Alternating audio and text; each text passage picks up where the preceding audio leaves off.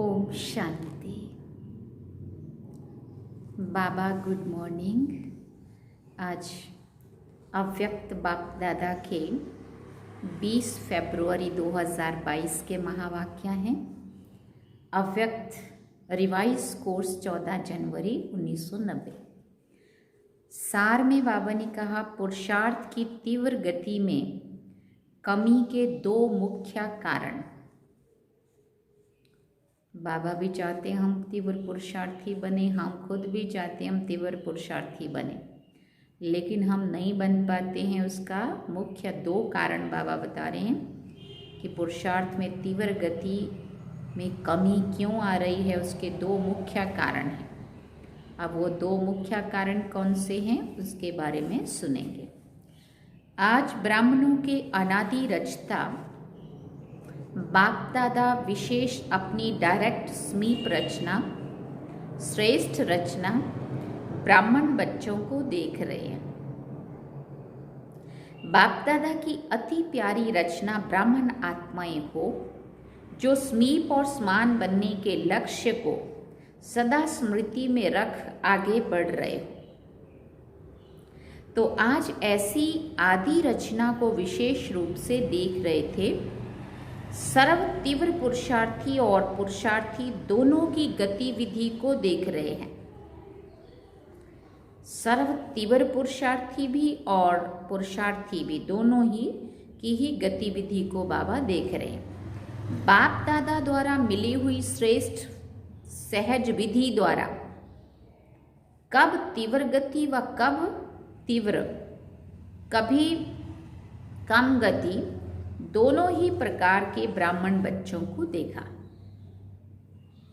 पढ़ाई, पालना और प्राप्ति सबको एक जैसी बाप द्वारा मिल रही है, फिर भी गति में अंतर क्यों है।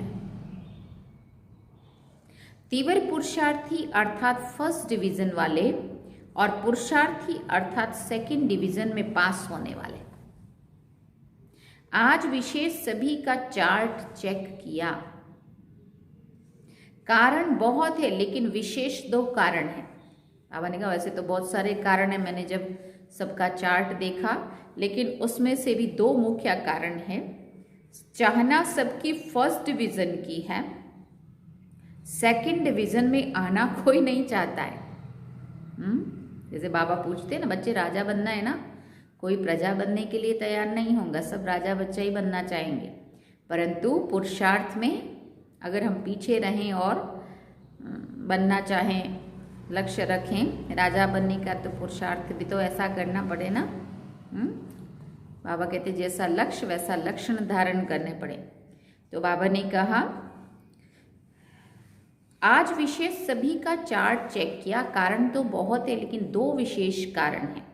चाहना सबकी फर्स्ट डिवीजन की है, सेकंड डिवीजन में कोई आना नहीं चाहता, लेकिन लक्ष्य और लक्षण दोनों में अंतर पड़ जाता है। लक्ष्य बहुत ऊंचा रखते हैं लेकिन उसके आधार पे लक्षण अपने में धारण नहीं करते, मानो उसको प्रैक्टिकल कर्म में नहीं लाते। विशेष दो कारण देखे, वो दो कारण क्या देखे?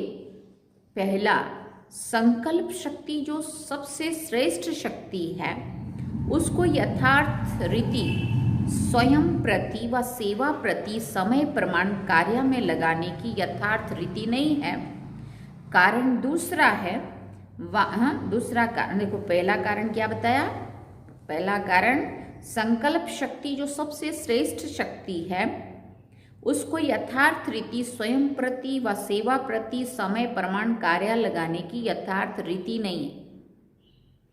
दूसरा कारण, वाणी की शक्ति को यथार्थ रीति समर्थ रीति से कार्य में लगाने की कमी। इन दोनों की में कमी का कारण है यूज के बजाय लूज। शब्दों में अंतर थोड़ा है लेकिन परिणाम में बहुत बड़ा अंतर पड़ जाता है। बाप दादा ने सिर्फ 3-4 दिन की रिजल्ट देखी, टोटल रिजल्ट नहीं देखी। हर एक के 3-4 दिन की रिजल्ट में क्या देखा? 50% अर्थात आधा आधा।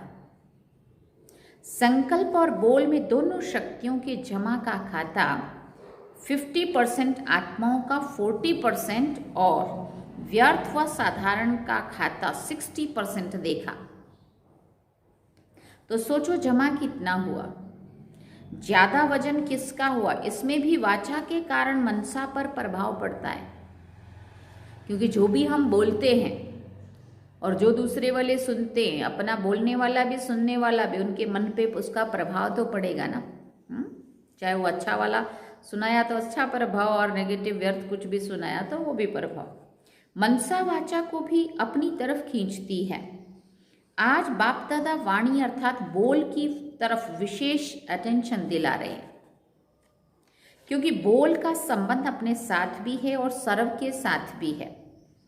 तो क्या देखा और क्या देखा? मनसा द्वारा याद में रहना है, उसके लिए फिर बीच बीच में प्रोग्राम रखते हैं, लेकिन बोल के लिए अलबेलापन ज्यादा है, इसलिए बाप दादा इस पर विशेष अंडरलाइन करा रहे हैं। 2 वर्ष पहले बाप दादा ने विशेष पुरुषार्थ में सेवा में आगे बढ़ने वाले महारथी आत्माओं को और सभी को 3 बातें बोल के लिए कही थी। बड़ा पुराना स्लोगन है हम सभी का। अभी हमारी जो पीछे आप देख रहे हो ना, फरिश्ता स्वरूप बनने की भट्टी जो चल रही है, उसमें भी रमेश भाई जी ने 4 बातें बताई कि अगर हम चाहते हैं हमें फरिश्ता बनना है तो पहले तो अपने शब्दों पे अटेंशन देना है, अपने वाणी पे। बोल हमारे फरिश्तों के कैसे होने चाहिए, चेहरा कैसा होना चाहिए, है ना? तो बोल हमारे अच्छे और चेहरा हमारा मुस्कुराता, सोच हमारी पॉजिटिव और एक्टिंग जो हम एक्शन करते हैं वो भी हमारे सदा ही पॉजिटिव हों। तो फरिश्ता बनने के लिए यहाँ पे भी बाप दादा अंडरलाइन करा रहे हैं कि कम बोलो, धीरे बोलो और मीठा बोलो। कम बोलो, धीरे बोलो, बहुत पुराना स्लोगन है अपना सबका, है ना? व्यर्थ बोलने की निशानी है वो ज़्यादा बोलेगा, मजबूरी से समय प्रमाण संगठन प्रमाण अपने को कंट्रोल करेगा। हाँ, वैसे चुप नहीं रहेगा, लेकिन संगठन में कहीं कहीं चुप रहना पड़ेगा तो बड़ा मजबूरी से चुप रहेगा, लेकिन अंदर ऐसा महसूस करेगा जैसे कोई ने शांति में चुप रहने के लिए बांधा है, बड़ी मुश्किल से चुप बैठा है। व्यर्थ बोल बड़े से बड़ा नुकसान क्या करता है? एक तो शारीरिक एनर्जी समाप्त हो जाती क्योंकि खर्च होता है, और दूसरा समय व्यर्थ जाता है। व्यर्थ बोलने वाले की आदत क्या होगी? छोटी सी बात को बहुत लंबा चौड़ा करेगा और बात करने का तरीका कथा मौफिक होगा। बात छोटी सी होगी लेकिन उसका विस्तार लंबा चौड़ा, जैसे वो लोग कथाएं कहानियां सुनाते हैं ना, ऐसा होगा। जैसे रामायण महाभारत की कथा इंटरेस्ट से सुनाते हैं ना, खुद भी रुचि से बोलेगा, दूसरे की भी रुचि पैदा कर देगा। लेकिन रिजल्ट क्या होती? रामायण महाभारत की रिजल्ट क्या है? राम वनवास गया, कौरवों और पांडवों की युद्ध हुई। कहानी जैसा दिखाते, सार कुछ भी नहीं, लेकिन साज बहुत रमणीक होता है। इसको कहते हैं कथा। तो व्यर्थ बोलने वाले माया के प्रभाव के कारण वो कमजोर आत्मा है। उन्हों को सुनने और सुनाने के साथी बहुत जल्दी बनते हैं। उन्हों को सुनने और सुनाने के साथी बहुत जल्दी बनते हैं। ऐसी आत्मा एकांत प्रिय हो नहीं सकती, इसलिए वो साथी बनाने में बहुत होशियार होगा। क्योंकि बोलने वाला जो होगा ना कहीं बोल बोल बोल के, आगे वाला भी अगर ऐसा ही होगा, इंटरेस्ट लेगा, तो वो ऐसे लोग बाबा कहते बोलने में होशियार होने के कारण दोनों साथी बहुत बनाते हैं। बाहर से कभी कभी ऐसे दिखाई देता है कि इन्हों का संगठन पावरफुल और ज़्यादा लगता है, लेकिन एक बात सदा के लिए याद रखो कि माया के जाने का अंतिम चरण है, इसलिए विदाई लेते लेते भी अपना तीर लगाती रहती है। इसलिए कभी कभी कहाँ माया का प्रभाव अपना काम कर लेता है। वो आराम से जाने वाली नहीं है। लास्ट घड़ी तक डायरेक्ट नहीं तो इनडायरेक्ट, कड़वा रूप नहीं तो बहुत मीठा रूप और नया नया रूप धारण कर ब्राह्मणों की ट्रायल करती रहती है। फिर भोले भाले ब्राह्मण क्या कहते हैं, ये तो बाप दादा ने सुनाया ही नहीं था कि इस रूप में भी माया आती है।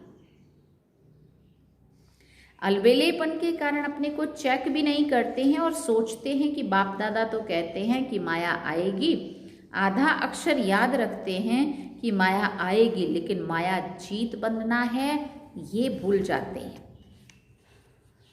और बात, व्यर्थ व साधारण बोल के भिन्न भिन्न रूप देखें। एक, सीमा के बाहर अर्थात लिमिट से परे हंसी मजाक, जिसका कोई अर्थ ही नहीं। बड़े बड़े दादी कहते थे हमेशा, ब्राह्मणों के मुख से ऐसा मजाक ना हो जिसमें व्यर्थ या नेगेटिविटी हो।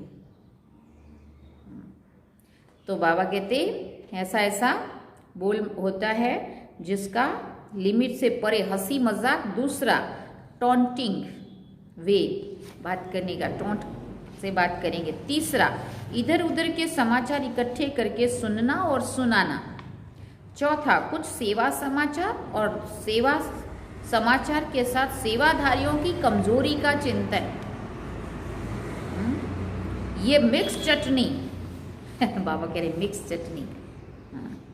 और पांचवा, अयुक्ति युक्त बोल, जो ब्राह्मणों की डिक्शनरी में है ही नहीं। ये 5 रूपरेखाएं देखी। इन पांचों को ही बाप दादा व्यर्थ बोल में गिनती करते हैं। ऐसा नहीं समझो कि हंसी मजाक अच्छी चीज है। हंसी मजाक अच्छा है वो जिसमें रूहानियत हो। हाँ, ये बात दादी कहते थे। और जिससे हंसी मजाक करते हो उस आत्मा को फायदा हुआ, टाइम पास हुआ या वेस्ट गया। रमणीकता का गुण अच्छा माना जाता है, लेकिन व्यक्ति, समय, संगठन, स्थान, वायुमंडल के प्रमाण रमणीकता अच्छी लगती है। अगर इन बातों में से एक भी बात ठीक नहीं तो रमणीकता भी व्यर्थ की लाइन में गिनी जाएगी। और सर्टिफिकेट क्या मिलेगा कि हंसाते तो बहुत अच्छा है लेकिन बोलते बहुत है। तो मिक्स चटनी हो गई ना। तो समय की सीमा देखो, इसको कहा जाता है मर्यादा पुरुषोत्तम। कहते हैं मेरा तो स्वभाव ही ऐसा है। बाबा ने कहा ये कौन सा स्वभाव है? बाप दादा वाला स्वभाव है? चेक करें हम अपने आप। तो इसको भी मर्यादा पुरुषोत्तम नहीं कहेंगे, साधारण पुरुष कहेंगे। बोलो सदैव ऐसे हो, बोल सदैव ऐसे हो जो सुनने वाले चातक हों कि ये कुछ बोले और हम सुने। इसको कहा जाता है अनमोल महावाक्य। महावाक्य ज्यादा नहीं होते, जब चाहे तब बोलता रहे, इसको महावाक्य नहीं कहेंगे। जो तो सतगुरु के बच्चे मास्टर सतगुरु के महावाक्य होते हैं, वाक्य नहीं होते। व्यर्थ बोलने वाला अपनी बुद्धि में व्यर्थ बातें, व्यर्थ समाचार, चारों ओर का कूड़ा किचड़ा जरूर इकट्ठा करेगा। जैसे मीडिया वाले होते हैं ना, अच्छा भी बुरा भी सब कुछ कूड़ा कचरा जो भी है बहुत कुछ दिखाते हैं। तो बाबा कहते क्योंकि उनको कथा का रमणीक रूप देना पड़ेगा। जैसे शास्त्रवादियों की बुद्धि है ना, इसलिए जिस समय और जिस स्थान पर जो बोल आवश्यक हैं, युक्ति युक्त है, स्वयं के और दूसरी आत्माओं के लाभदायक हैं, लाभ के लायक हैं, वही बोल बोलो। बोल के ऊपर अटेंशन कम है, इसलिए इस पर डबल अंडरलाइन। विशेष इस वर्ष बोल के ऊपर अटेंशन रखो। चेक करो बोल द्वारा एनर्जी और समय कितना जमा किया और कितना व्यर्थ गया। जब इनको चेक करेंगे तो स्वतः ही अंतर्मुखता के रस को अनुभव कर सकेंगे। अंतर्मुखता का रस और बोलचाल का रस, इसमें रात दिन का अंतर है। अंतर्मुखी सदा भ्रुकुटी के बीच की कुटिया में तपस्वी मूर्त का अनुभव करता है। समझा? बाबा ने कहा समझना अर्थात बनना। बाबा ने कह दिया समझा, और हमने भी क्या कह दिया, हाँ जी बाबा हम समझे। तो बाबा कहते समझने का अर्थ क्या होता है? समझना अर्थात बनना। जो बात समझ में आ गई वो कर्म में लाओ। जब कोई बात समझ में आती है तो वो करेगा जरूर, समझेगा जरूर। टीचर्स तो हैं ही समझदार, पर बाबा कह रहे तभी तो भाग्य मिला है ना, निमित्त बनने का भाग्य। इसका महत्व तो अभी अभी कभी साधारण लगता है, लेकिन ये भाग्य समय पर अति श्रेष्ठ अनुभव करेंगे। किसने निमित्त बनाया, किसने मुझ आत्मा को इस योग्य चुना, ये स्मृति ही स्वतः ही श्रेष्ठ बना देती है। बनाने वाला कौन? अगर इस स्मृति में रहो तो बहुत सहज निरंतर योगी बन जाएंगे। सदा दिल में बनाने वाले बाप के गुणों के गीत गाते रहो तो निरंतर योगी हो जाएंगे। ये कम बात नहीं है। सारे विश्व की कोटों की में कोई आत्माओं में से कितनी निमित्त टीचर्स बनी हो, ब्राह्मण परिवार में भी टीचर्स कितनी हैं, तो कोई में भी कोई हो गई ना। टीचर्स अर्थात सदा भगवान और भाग्य के गीत गाती रहे। बाप दादा को टीचर्स पर नाज होता है, लेकिन राजयुक्त टीचर्स पर नाज होता है। अच्छा, प्रवृत्ति वाले भी मजे में रहते हैं ना? मूझने वाले हो या मजे में रहने वाले हो, पूछ रहे बाबा। ब्राह्मण जीवन में हर सेकंड तन मन धन जन का मजा ही मजा है। आराम से सोते हो, आराम से खाते हो, आराम से रहना खाना सोना और पढ़ना। और कुछ चाहिए क्या, पूछते बाबा। पढ़ना भी ठीक है या अमृत वेले सो जाते हो, पूछते बाबा। ऐसे कई बच्चे करते, कहेंगे सारी रात जाग रहे थे, सुबह को नींद आ गई। या एक सेवा करेंगे तो अमृत वेले को छोड़ देंगे। तो जमा क्या हुआ, एक तरफ से प्लस हुआ और दूसरी तरफ से घाटा खाया। एक्स्ट्रा जमा तो हुआ नहीं ना। एक तरफ सेवा की, दूसरी तरफ अमृत वेला मिस किया तो क्या हुआ। लेकिन नेमी नाथ मुआफिक ऐसे झुटके खाते नहीं बैठना। वो टीवी बहुत अच्छी होती है, जैसे वो योग के आसन करते हो ना, अनेक प्रकार के पोज बदलते रहते हो, तो यहाँ भी ऐसे हो जाते हैं। सोचते हैं सहज योग है ना, इसलिए आराम से बैठो, फिर ये पीछे को टेका लगा के बैठेंगे। बाबा ने कहा कईयों की तो ट्यून ही बाप दादा के पास सुनने में आती है। ट्यून समझते हो ना? हाँ, सोए सोए बैठे बैठे नींद करेंगे और खराटे मारने शुरू होंगे। कई बार बाबा के कमरे में हम लोग बैठे होते ना, मधुबन की बात या बड़े संगठन में, तो अमृत वेले जल्दी उठ के भी गए होते हैं। तो वहाँ बैठे बैठे खराटे की भी आवाज़ आ रही होती है। तो बाबा कहते कईयों की तो ट्यून बाप दादा के पास सुनने में आती है, बाप दादा के पास वो भी कैसेट है। तो अब डबल अंडरलाइन करेंगे ना, फिर बाप दादा सुनाएंगे कि रिजल्ट में कितना अंतर पड़ा। अच्छा, चारों ओर के श्रेष्ठ लक्ष्य और श्रेष्ठ लक्षण धारण करने वाले तीव्र पुरुषार्थी आत्माओं को सदा अपने बोल को और समय और संयम में रखने वाले पुरुषोत्तम आत्माओं को सदा महावीर बन माया के सर्व रूपों को जानने वाले नॉलेजफुल आत्माओं को सदा हर सेकंड मौज में रहने वाले बेफिक्र बादशाहों को बाप दादा का याद प्यार और नमस्ते। हम रूहानी बच्चों की भी रूहानी माता पिता बाप दादा को दिलवा जान सीखवा प्रेम से याद प्यार। गुड मॉर्निंग, नमस्ते, थैंक यू बाबा, शुक्रिया बाबा। फिर अव्यक्त बाप दादा की पार्टियों से मुलाकात। बाबा कहते हैं साइलेंस की शक्ति को अच्छी तरह से जानते हो ना। साइलेंस की शक्ति सेकंड में अपने स्वीट होम शांति धाम में पहुंचा देती है। साइंस वाले तो और फास्ट गति वाले यंत्र निकालने का प्रयत्न कर रहे हैं, लेकिन आपका यंत्र कितनी तीव्र गति का है। सोचा और पहुंचा, सिर्फ संकल्प किया और वहां का अनुभव होने लगता है। ऐसा यंत्र साइंस में है जो इतना दूर, बाबा पूछते ऐसा यंत्र साइंस में है जो इतना दूर बिना खर्चे के पहुंच जाए। कितना खर्चा करना पड़ता है उन सभी रॉकेट्स के ऊपर, यंत्र के ऊपर, जो इतना दूर और इतना जल्दी पहुंचे।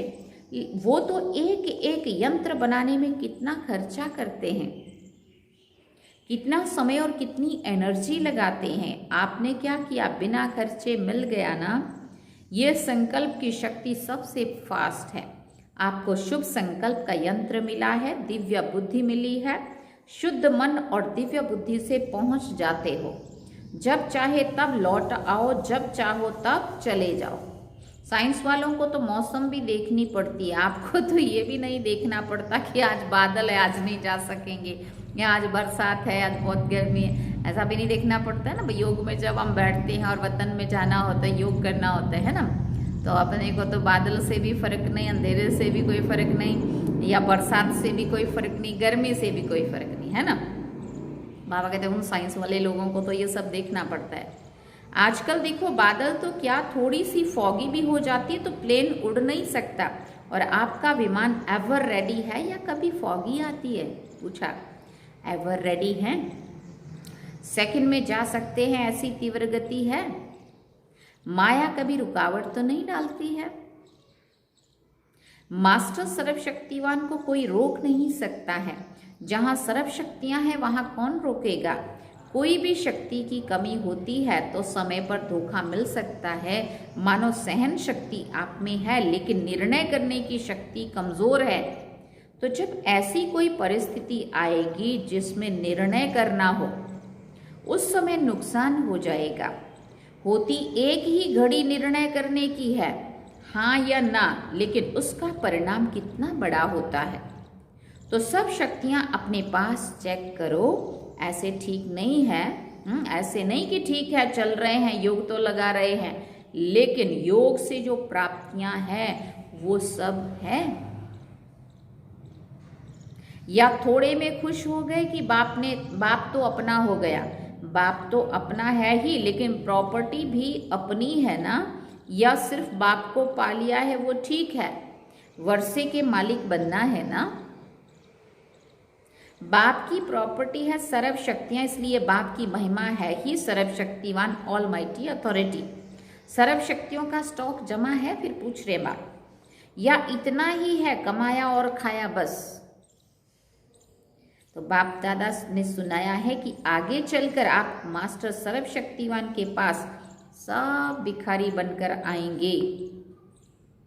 और वही भाई जी ने भी भट्टी में आज पक्का कराया। क्या पक्का कराया कि अगर हम अभी अपने में शक्तियां नहीं भरेंगे ना, आने वाले समय में इतना सारा इविल सोल्स भी और जो दूसरे भी आत्माएं, अशांत आत्माएं सारी भी, इस शरीर में रहने वाली भी और शरीर के बाहर वाली इविल भी, वो सब के सब आपके पास आएंगे, और अगर आपके पास नहीं होगा तो आपका जो है वो भी छीनेंगे। बाबा ने कहा अगर नहीं है तो फिर बहुत सारी आत्माएं आएंगी। बाबा ने कहा भिखारी बन करके आपके पास आएंगे, पैसा या अनाज के भिखारी नहीं, लेकिन शक्तियों के भिखारी आएंगे, शक्तियां मांगेंगे। तो जब स्टॉक जमा होगा तब तो देंगे ना। दान वही दे सकता है जिसके पास अपने से ज्यादा है। अगर अपने जितना ही होगा तो दान क्या करेंगे? यही बात सुनी ना, अपने पास नहीं होगा तो क्या देंगे दूसरों को।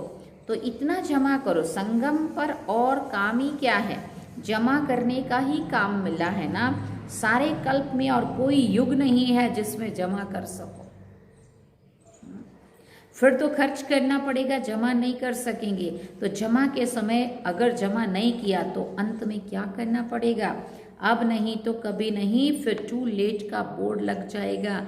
ये बाबा ने 90 में कहा था, और अब तो टू लेट का बोर्ड कब से लग भी गया है। अभी तो लेट का बोर्ड है, फिर टू लेट का नहीं। सभी माताओं ने इतना जमा किया है, फिर पूछ रहे बाबा शिव शक्तियां हो या घर की माताएं हो। शिव शक्ति कहने से शक्तियां याद आती है, किन माताओं को बाप ने शिव शक्तियां बना दिया है। अगर कोई शक्ल आकर देखे तो क्या कहेंगे, ऐसी शक्तियां होती है क्या? लेकिन बाप ने पहचान लिया कि वो आत्माएं शक्तिशाली हैं। बाप तो आत्माओं को देखता है, ना बूढ़ा देखता है, ना जवान देखता है, ना बच्चा देखता है। आत्मा तो बूढ़ी व छोटी होती ही नहीं है ना। तो ये खुशी है ना कि हम वो बाबा ने शिव शक्ति बना दिया।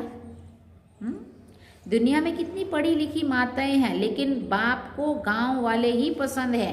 बाबा ने पूछा क्यों पसंद है? सच्ची दिल पर साहेबरा जी।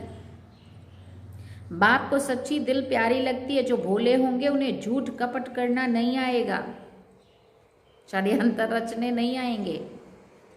जो चालाक है, चतुर होते हैं, उसमें सब बातें होती है। तो जिसकी दिल भोली है, अर्थात दुनिया की मायावी चतुराई से परे है, वो बाप को अति प्रिय है।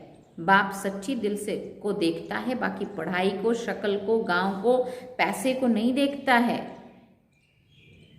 सच्ची दिल चाहिए, इसलिए बाप का नाम दिल वाला है।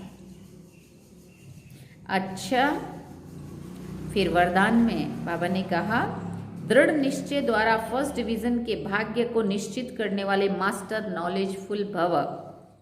दृढ़ निश्चय भाग्य को निश्चित जरूर कर देता है। जैसे ब्रह्मा बाप फर्स्ट नंबर में निश्चित हो गए, ऐसे हमें फर्स्ट डिवीजन में आना ही है, ये दृढ़ निश्चय हो। ड्रामा में हर एक बच्चे को ये गोल्डन चांस है, सिर्फ अभ्यास पर अटेंशन हो तो नंबर आगे ले सकते हैं। इसलिए मास्टर नॉलेजफुल बन हर कर्म करते चलो, साथ के अनुभव को बढ़ाओ तो सब सहज हो जाएगा। जिसके साथ स्वयं सर्वशक्तिवान बाप है, उसके आगे माया क्या है? पेपर टाइगर है। क्या है? पेपर टाइगर है। स्लोगन में बाबा ने कहा स्वयं को हीरो पार्टधारी समझ, बेहद नाटक में हीरो पार्ट बजाते रहो। स्वयं को हीरो पार्टधारी समझ, बेहद नाटक में हीरो पार्ट बजाते रहो। अच्छा, ओम शांति। ये थे आज के बाबा के अव्यक्त बाप दादा के महावाक्य जो हम सभी ने सुने। और अभी तो फरिश्ता स्वरूप बनने की भट्टी ने हम सभी जो ट्रेनिंग ले रहे हैं या भट्टी कर रहे हैं, योग कर रहे हैं, बहुत ही अच्छा लग रहा है। हर बात में पॉजिटिविटी है, उमंग भी आ रहा है, खुशी भी हो रही है, आनंद भी आ रहा है, बाबा का प्यार का अनुभव भी हो रहा है, योग भी बहुत अच्छा लग रहा है, सब कुछ अच्छा इजी हो रहा है। बहुत ही अच्छी भट्टी चल रही है। अभी हम बाबा को याद करते हैं। ओम शांति।